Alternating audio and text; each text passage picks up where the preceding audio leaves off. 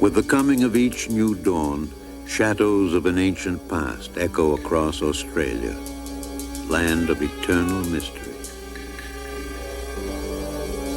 Alien and remote for countless centuries, it remains today an almost mystical land, a land only recently disturbed by the arrival of man.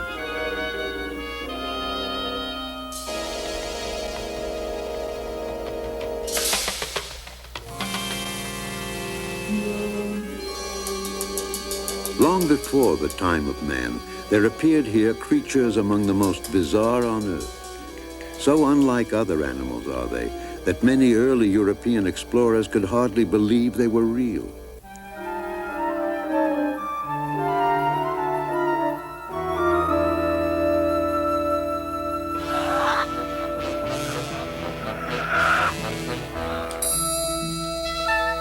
Even today, 3 centuries later, many of the questions the animals pose to science remain unanswered.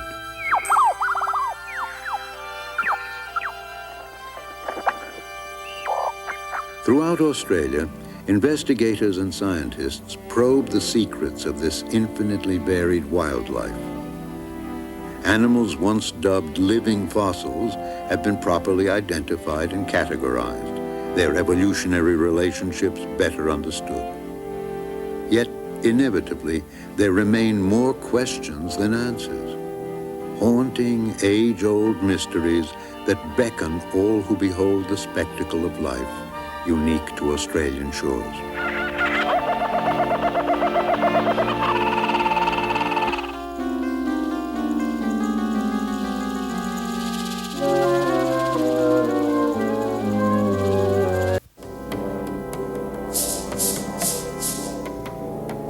Washed by the South Pacific on the east and the Indian Ocean on the west, Australia stretches for almost 3 million square miles.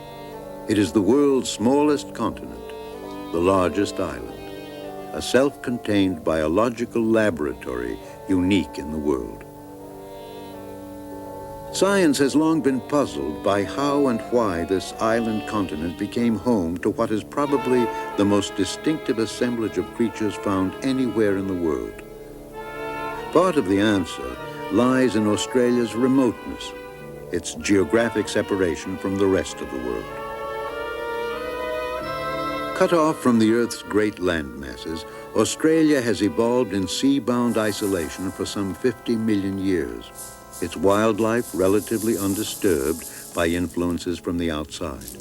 But the world as we know it today does not hold all the answers to Australia's past. We must look to a distant time in the Earth's geological history when the continents were joined. Scientists believe that somewhere in the continents we know today as the Americas, Antarctica, and Australia, the earliest marsupials evolved and fanned out. When the land mass split apart, the continents carried their life forms with them. However, in South America, predators and competitors for food eventually wiped out a great number of marsupial species. In Antarctica, they became frozen out of existence. Only in Australia, safely cut off from competitors, could these unique creatures flourish. And until the relatively late arrival of man, they evolved, for the most part, undisturbed for millions of years. Even today, Australia's human population is only 14.5 million. And because much of the interior is a harsh, arid land, the large cosmopolitan centers cluster on the coasts.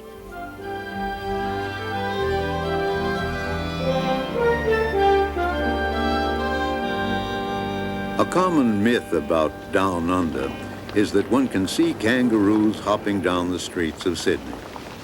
Yet it is quite likely that many of these people have never even seen one, and perhaps never will outside a zoo.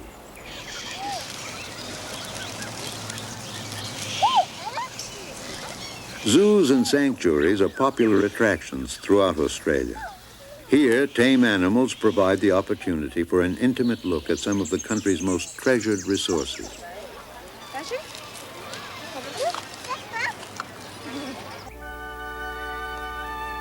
Most of the kangaroos at this sanctuary have been raised here as orphans, their mothers the victims of automobiles or a hunter's gun. Under the watchful eye of a keeper, the joeys, as young kangaroos are called, can be cared for until old enough to be on their own in the park. Put him in bag. A pillowcase is an ample substitute for the mother's pouch. Good, Jay. It's a baby.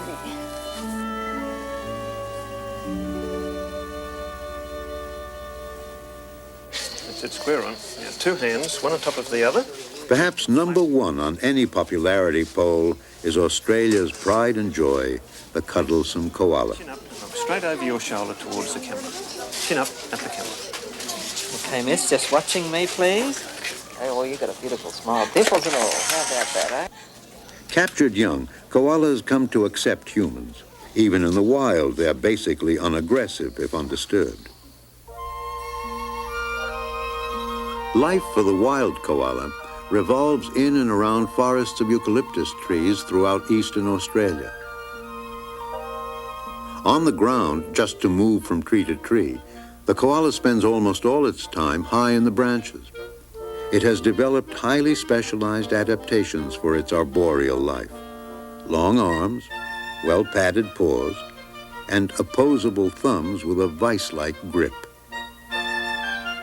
Not only home and shelter, eucalyptus trees provide the koala with its primary food. It eats about 2 pounds of leaves a day. Despite superficial resemblance, the so-called koala bear is not a bear at all, but a true marsupial, a pouched animal, like the kangaroo.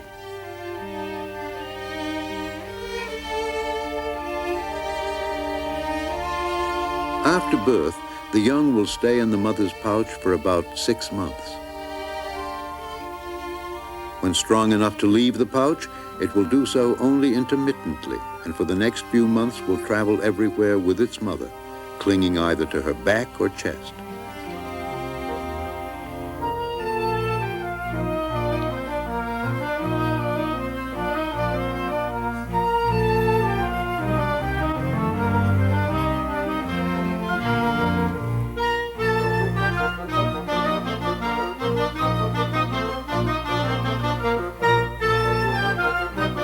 The koala has inspired myriad reactions from observers over the centuries. One author has written, "The koala's expression always reminds me of a Byzantine Madonna or some dowager duchess, rather bored, well-fed, and well-bred." But many Aborigines saw something quite different. To them, the koala represented the reincarnation of the spirits of lost children.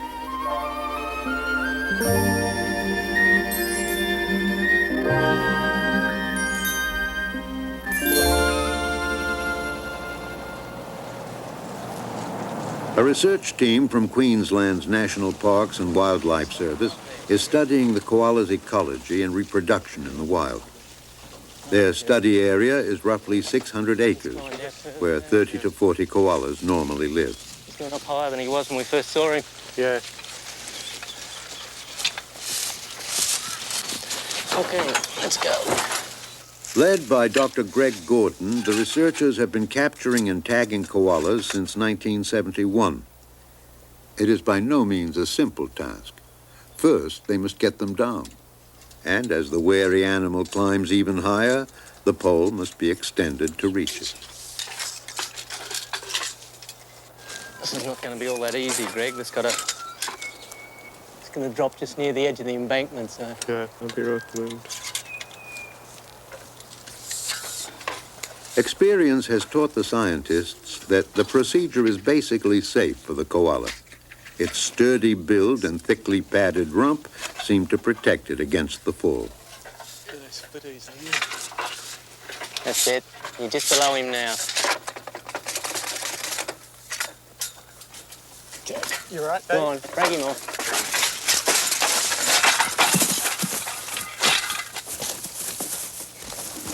Dave?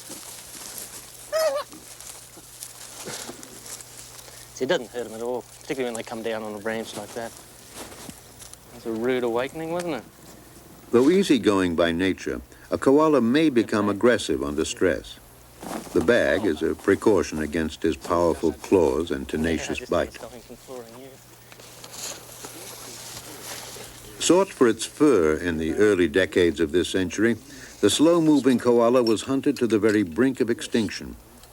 Today, thanks to government protection, koalas are once again secure. Recently, however, in this area of Queensland, there has been a puzzling decline in the birth rate. By tagging the animals and studying them over a period of years, the scientists hope to pinpoint the cause.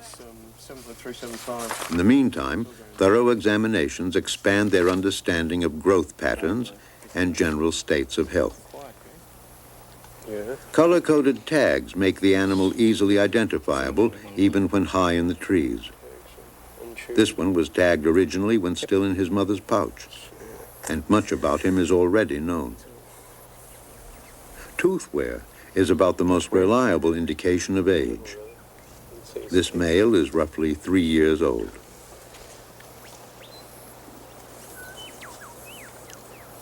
Yeah, we want to do his chest gland.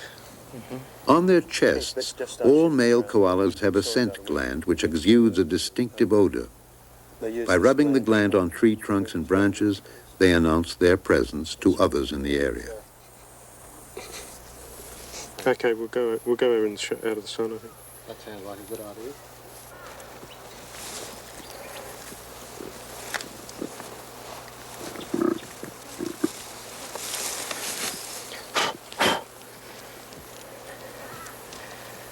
Okay, fella. There we are, good as new. He's not going to go to that tree again. Go on. Momentarily disoriented after his release from the bag, the young koala seems unsure what to do next. Here he goes. But within seconds, he heads back quickly to the same tree from which he'd been captured. Because he proves me wrong. Seems okay. He took that rather well.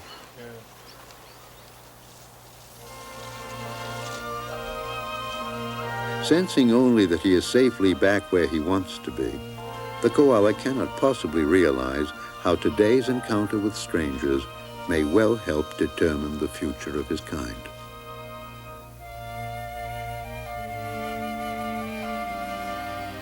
Perhaps the very symbol of Australia, the kangaroo remains as fascinating today as when the first live specimen reached England in the 1700s.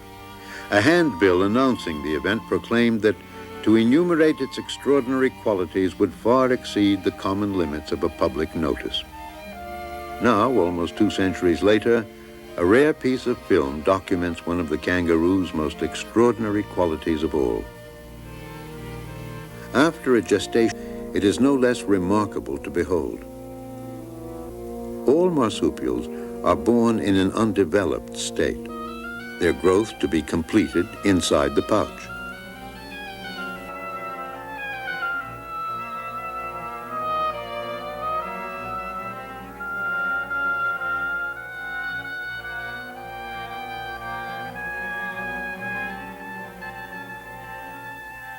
Once inside the pouch, guided only by its sense of smell, the newborn finds one of the mother's nipples.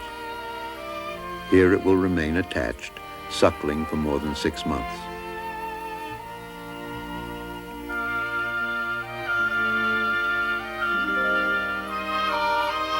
Now the joey will be strong enough to leave the pouch intermittently. But even when it is old enough to graze, it will return to the pouch to nurse for several months more.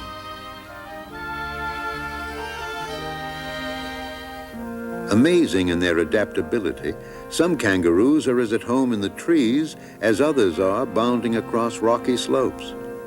There are about 50 species of kangaroos in Australia, ranging from up to 7 feet in height to the size of a common rat. But one trait they all share is that they hop.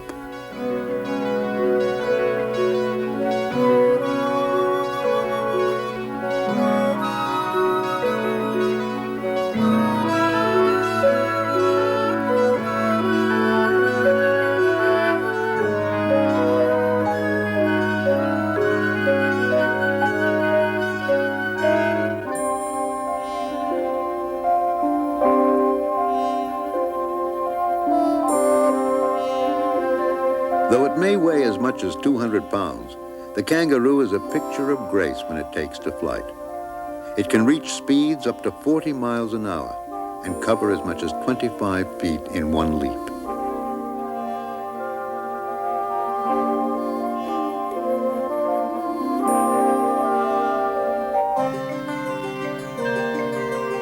Recently, scientists were amazed to discover that at certain speeds, the kangaroo actually uses less oxygen the faster it goes.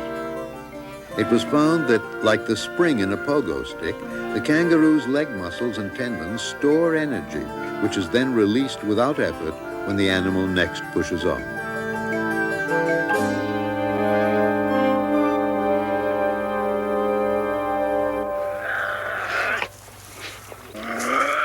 Though the kangaroo is no doubt the most famous marsupial, Australia boasts as many as 150 species of pouched animals. The ferocious-looking Tasmanian devil is one of the few that eat meat exclusively.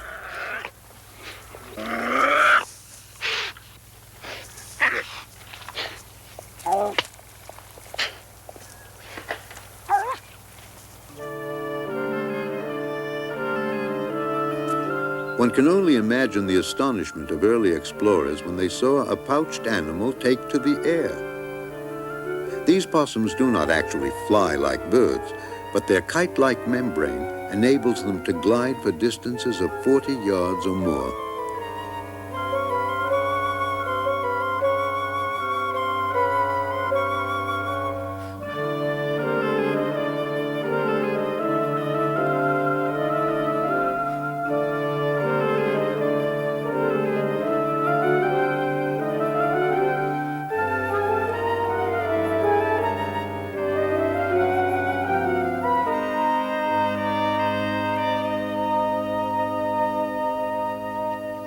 Only in small patches of Western Australia will one find the numbat, a small, gentle marsupial now extinct in other parts of the country. With sharp claws, the numbat roots out termites, its primary food. Its long, sinuous, sticky tongue can capture thousands of the insects a day.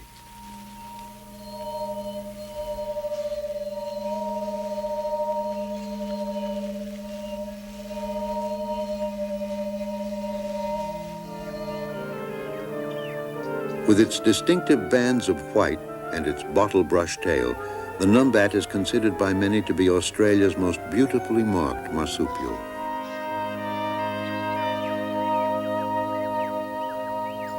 The majestic Blue Mountains lie 40 miles west of Sydney. Here, beneath the vivid blue haze which gave the mountains their name, areas of pristine wilderness abound. Nestled in the hills, an historic estate called Yengo spreads across 25 acres. For the past 12 years, it has been a private reserve dedicated to breeding endangered animals. He's really heavy, I'll tell you that. The owner is businessman Peter Piggott, one of Australia's foremost conservationists. With his wife and son, he is transferring a wombat injured in a fight to a safer enclosure. Thank you. Come here. Come on. Nice leg to bite. Piggott's breeding success with wombats is considered phenomenal, better than any zoo, and is attributed to his concern for creating the most natural setting possible in a captive environment.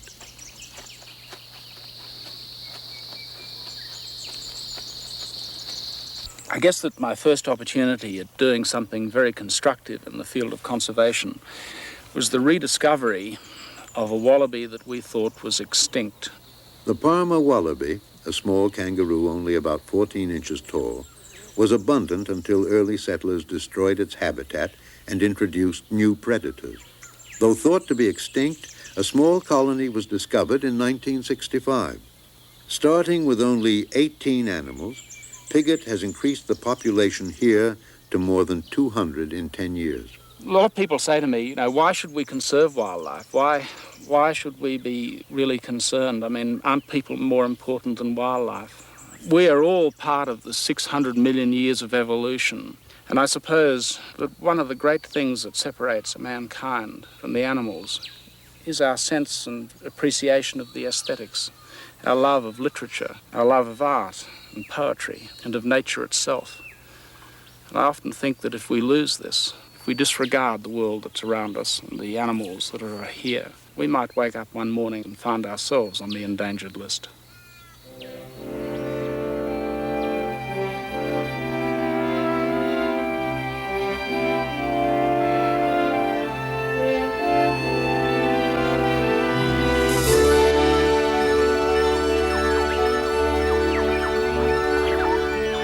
Her sky is ablaze with color.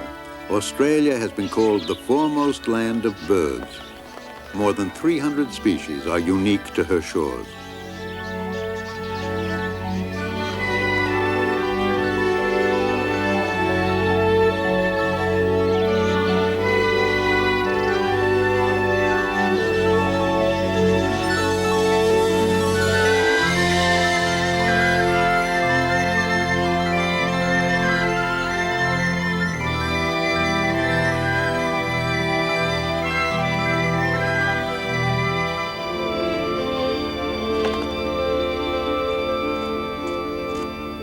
One of Australia's most distinctive birds, the mallee fowl, is a prodigious engineer.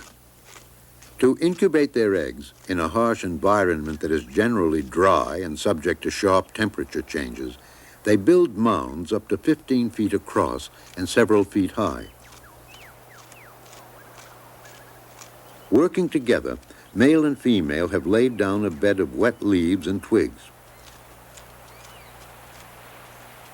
To seal in the moisture and heat of the fermenting compost, they cover the mound with sand.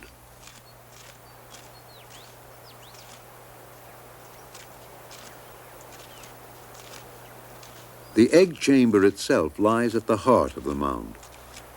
Beginning in the spring and continuing for 3 to 4 months, the female will come about once a week to lay a single egg.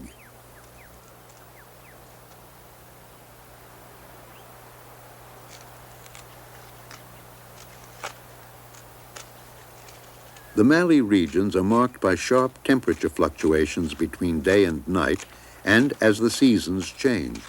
But the egg chamber must be kept at an almost constant 92 degrees.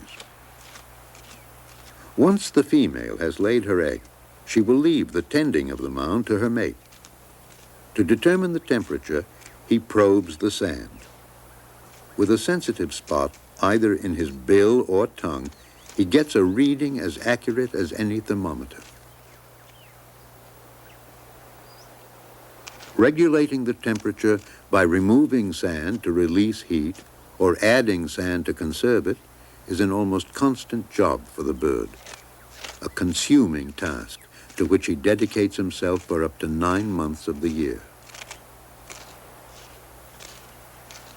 Roughly every 2 months, a chick will work its way up through the thick soil and wander off, never to see its parents again. From the depths of the forest echoes a haunting and memorable sound. The lyrebird, master of vocal mimicry.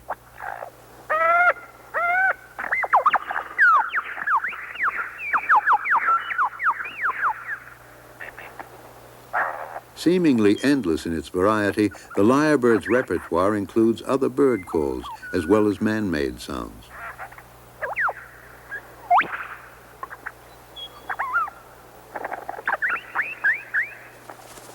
The mating ritual is highlighted by a shimmering display of the bird's immense fan-like tail.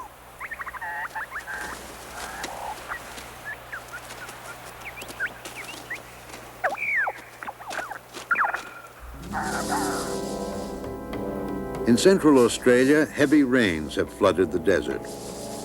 But storms are few and short-lived in this harsh, arid country. As the clay pans begin to dry up, the water-holding frog demonstrates a remarkable adaptation.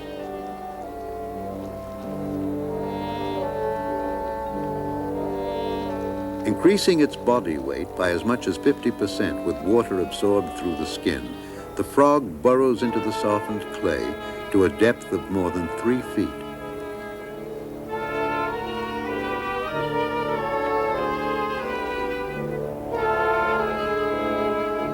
Once underground, it will enter a sleep-like state, its active life essentially over until the desert once again sees rain.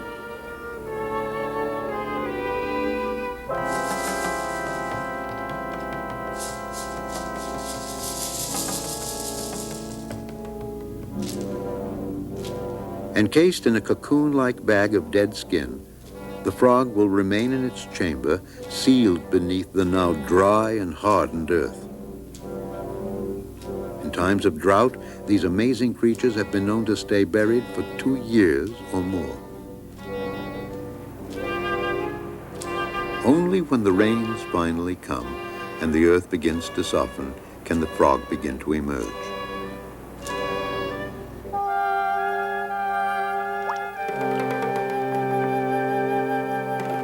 It must mate quickly so that its young will mature in time to soak up their own water supply and bury themselves until the next rains come.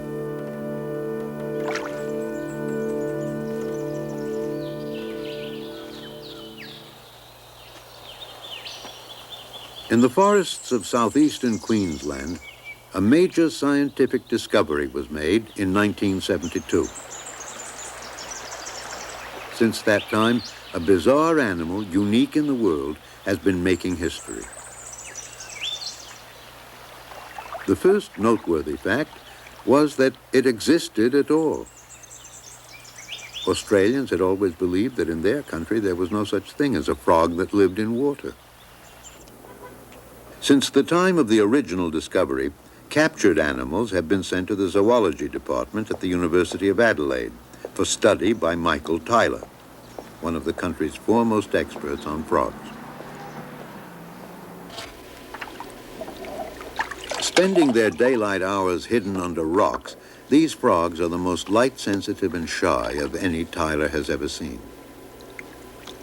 The only way he has been able to observe them successfully is to remove them from their regular aquarium.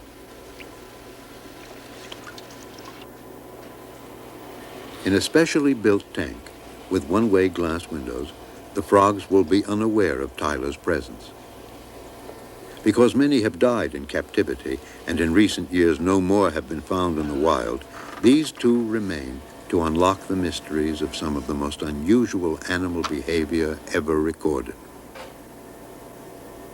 Though action like this free-falling is bizarre and unexplained, it is the animal's reproduction that has most electrified the world.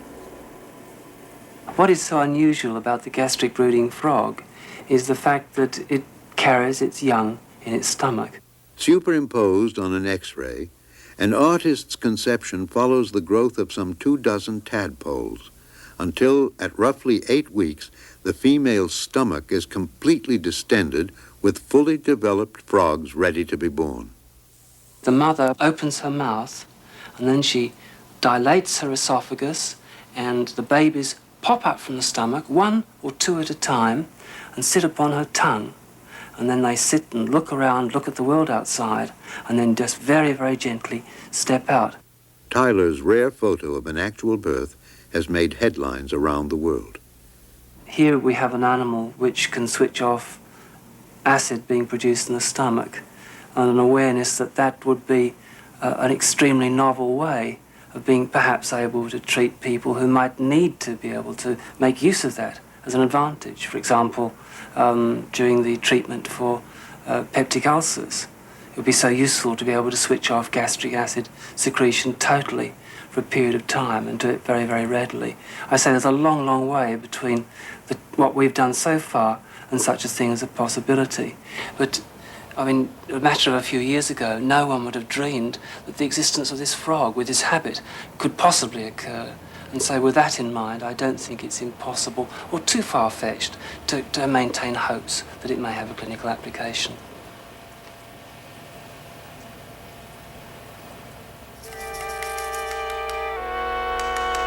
In the reptile world, Australia stands out as the continent with the largest proportion of venomous snakes. The death adder is one of the country's most poisonous snakes. Without treatment, half of its human victims will die.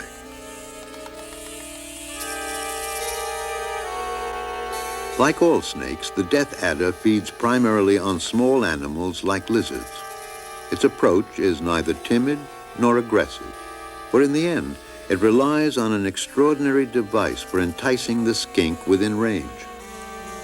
Wriggling its tail tip as a lure, the snake can lie quietly and wait. Attracted by what must appear to be a squirming insect, the skink draws near.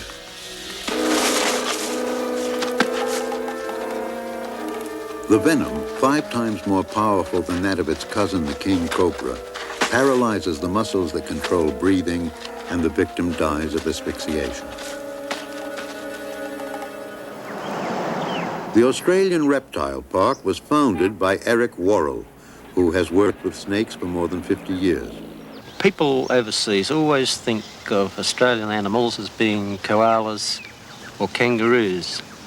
They don't think very much about our snakes, our other reptiles, and we have the deadliest reptiles in the world. Robin Worrell is an experienced snake handler. With careful concentration combined with skill, she has been bitten only once in 10 years. Though her snake milking demonstration may draw curious crowds, the primary goal of her work lies in the realm of science and medicine.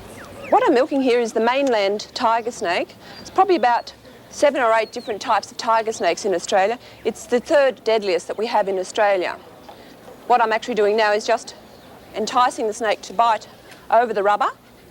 The fangs are penetrating through that rubber and the venom accumulates in the bottom of the beaker. Generally, we keep it... Over the years, the venoms collected at the park have proved invaluable to laboratories developing snake bite cures. The work we do here is vital in that it has been estimated that we save 1 life a day from snake bite. That's during the snake's active season, which is, say, from September till April.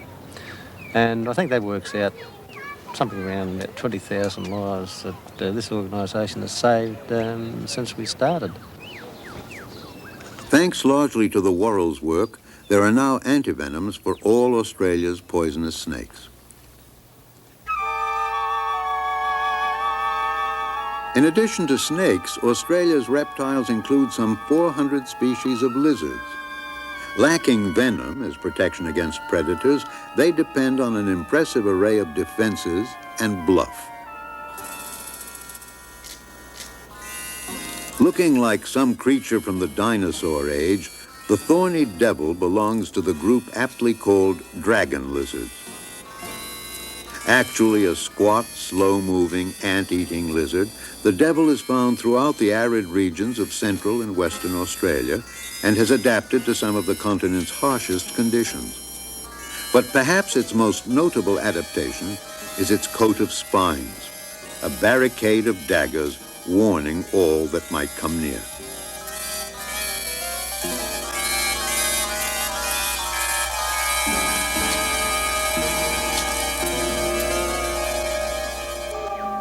Lizards abound throughout Australia. The most famous, and perhaps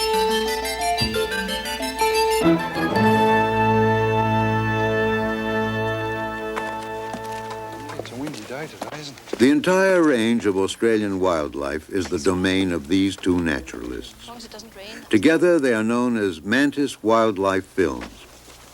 Individually, they are Australian Jim Fraser and his British-born partner, Denzi Klein.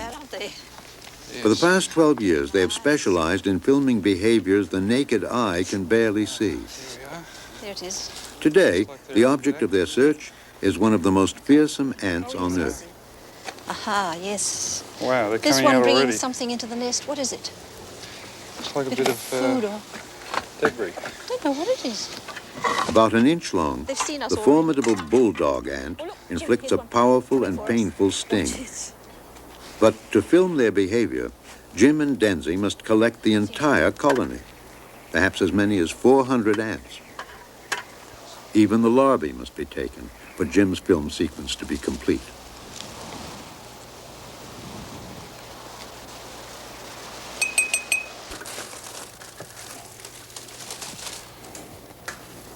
There we are. At Denzey's home, the headquarters of Mantis Films, Jim has built a plaster model based on his knowledge of the nest in the wild. There's quite a lot of them on the glass there. On the Yes, plastic. right. Well, what we'll do is coming out everywhere. The slippery white coating at the top will prevent the ants from escaping. It's amazing what a lot of noise they make, isn't it? Running around. Wow. You can actually see the sting coming out and trying to sting the glass. Going in between the sections of glasses. Look at this one here. Look at the sting. They're not happy, are they? Well, if I had my home uprooted like that, I wouldn't be very happy either. Jim, I think, although they're in a bit of a panic now, you know, as soon as the Queen's settled in one of the chambers, they'll be all right. Yes. They're starting to slow down now. They're not quite as frantic as they were. No, they're not. Well, some of them have found the larvae and pupae down below. It will be 3 or 4 days before the ants settle down sufficiently for Jim to begin filming.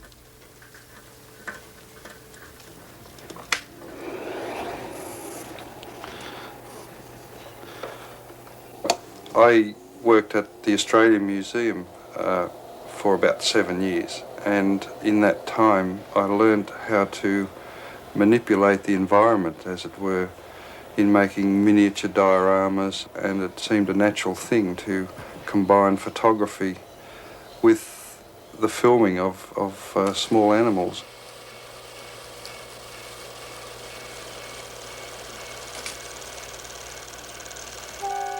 Colony life centers around the queen, whose primary function is to lay eggs. She may produce as few as 1 a day, or as many as 1 every 2 hours.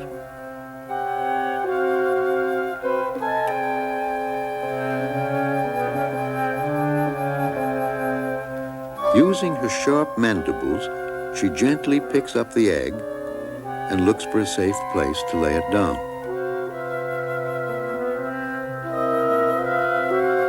She must be careful that the voracious developing larvae do not steal it for food.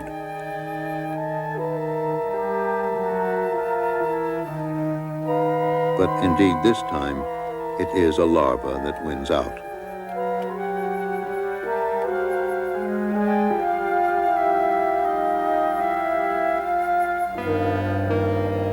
To complete their development into adult ants, the larvae will seal themselves inside a cocoon they make by spinning silk around debris from the tunnel floor.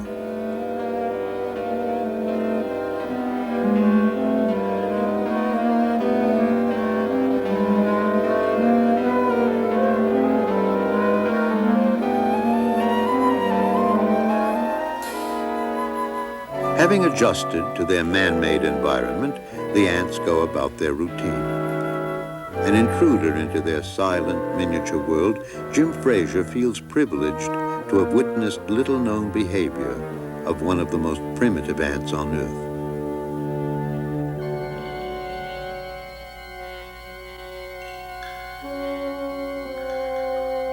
Millions of years of isolation in Australia have protected a group of animals that today has no living relatives on Earth. Sharing features of both ancestral reptiles and early mammals, they may offer a glimpse of how more modern mammals evolved. One of these egg-laying mammals, or monotremes, is the echidna, the spiny anteater. This small, unaggressive creature has only a tiny mouth at the end of its stick-like snout and no teeth. In the daily search for ants, it relies solely on a long, sticky tongue as its means of getting food. The echidna's only defenses, and very effective ones they are needle-sharp spines and the ability to sink out of sight in the face of danger.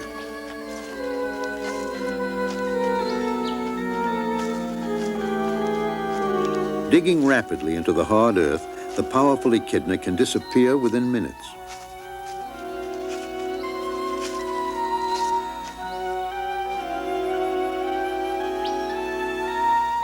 An almost impenetrable shield will be all that remains above ground.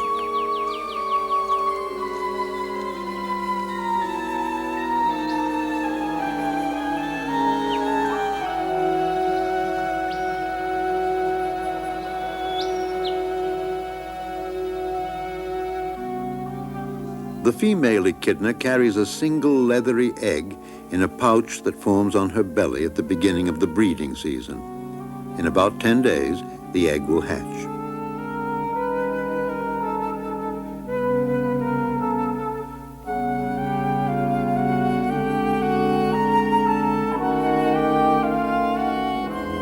The tiny baby nurses in the pouch for up to 2 months.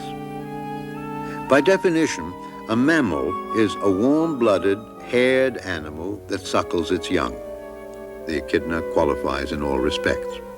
But it retains the distinctly reptilian characteristic of laying eggs.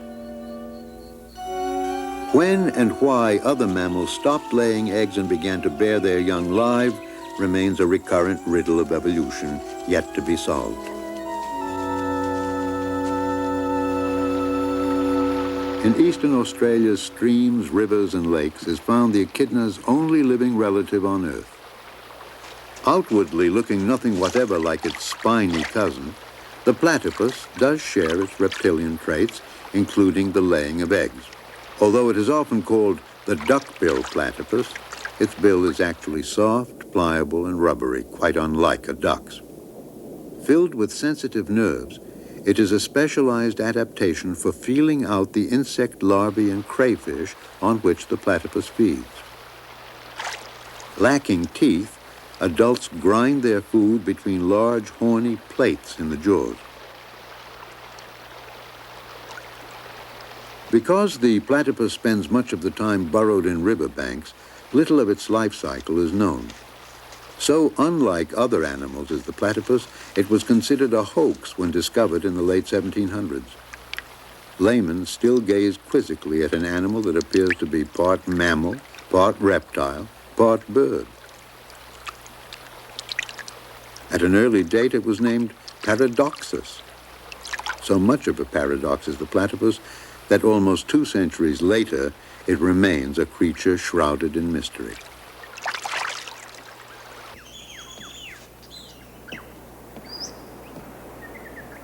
One of Australia's foremost naturalists, David Flay, has been studying the platypus for close to 50 years. Today, at his fauna reserve in Queensland, visitors can enjoy an assortment of Australian exotica, but it is the platypus most tourists come especially to see. Well, he's going through his ordinary routine now. He's out feeding and swimming, and when he's had enough of that, which goes on for about 10 hours, right into the night, he goes back into these tunnels, curls up and goes to sleep. It was almost 40 years ago that Flay gained worldwide fame as the first person to breed a platypus in captivity. It began in 1943 with a couple named Jack and Jill.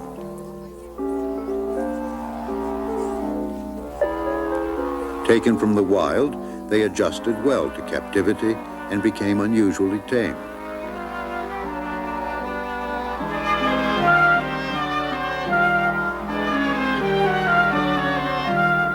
Not long after mating had been observed, Jill stopped eating and disappeared into her nesting burrow.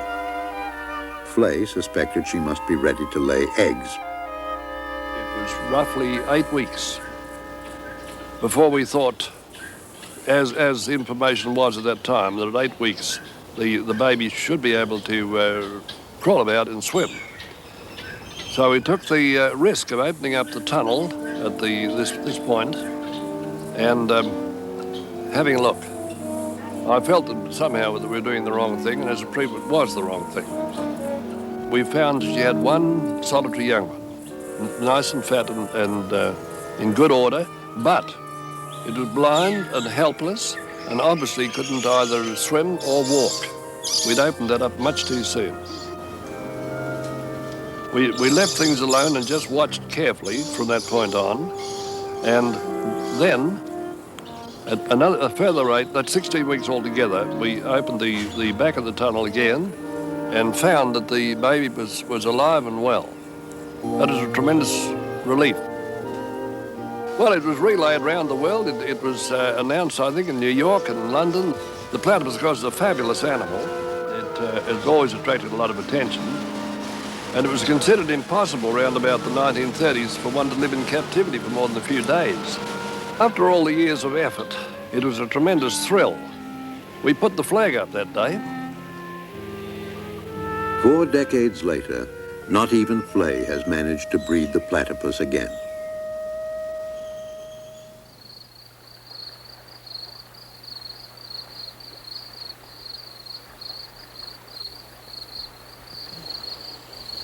With his assistance from the University of Queensland, Dr. Frank Carrick works after dusk and at dawn when the platypus is most active. He has been studying the animal's ecology since 1972. Yeah, you're going. Okay, at least with the water being high like this, there not many no water snags to... An unweighted fishing net has been laid parallel to the riverbank. The scientists check the net at regular intervals, guided by a light from shore. Although the net is designed so the animal can surface and breathe, there is always the danger of entanglement. Gary, I think there might be an animal up the net a bit further from us there. Would you like to just put the spot on it? Excellent. Yeah, he's gone under a bit. We'll go up and get him out.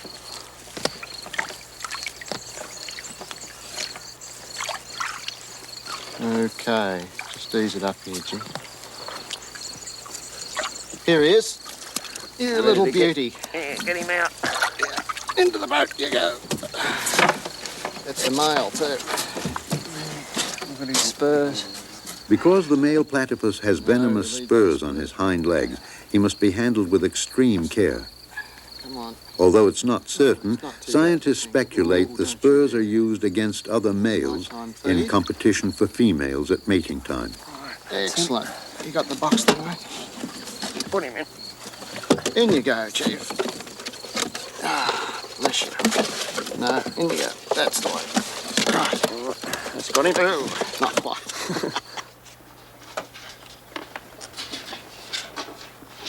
Yeah, check him. Let's have a look at him. Yeah. Good boy. Once the animal is lightly sedated, Dr. Carrick can safely begin his examination. Although the platypus has existed for millions of years, significant information on its ecology has been gathered only within the last decade. And so, even the most basic data on weights and measurements are invaluable. More than that, isn't it? 2100. I think really the platypus is one of the most crucial animals of all the Australian animals that we need to know much more about, both for the interests of seeing how patterns in the modern mammals evolved, and also, of course, in helping us in a rational way to ensure the platypus does continue on into the future as it has done for many millions of years. It always happens, doesn't it? It's starting to rain. Thanks, Jim. Righto, mate, you'll never notice it. Levels of hormones in the blood help the scientists determine when and how often the male platypus is sexually active. In any wildlife study, many of the important findings come from animals that have been captured before and then followed over time. Because platypuses, for the most part, remain in a relatively small home range, Carrick hopes to entrap this animal again. A metal band identifying him as number 89. Bit of jewellery. Now marked and identified by his captors, number 89 is ready to be set free, to return to his burrows, his secret ways. We're going to go down with it? No. No, I'll put him in. Right. No sense everyone getting wet. With the surge of scientific research in Australia over the past 2 decades, a fascinating tableau of life has unfolded. Unlike bewildered early explorers who saw only a topsy-turvy world of improbable-looking animals, scientists of today understand how isolation and geography helped shape the evolution of Australia's wildlife. But the puzzle is far from complete. And so it remains. Haunting questions of an ancient past echo still across this remote, exotic land. Perhaps someday, one small animal with its tiny metal band may help unlock some of the long-hidden secrets of Australia, a land that time forgot.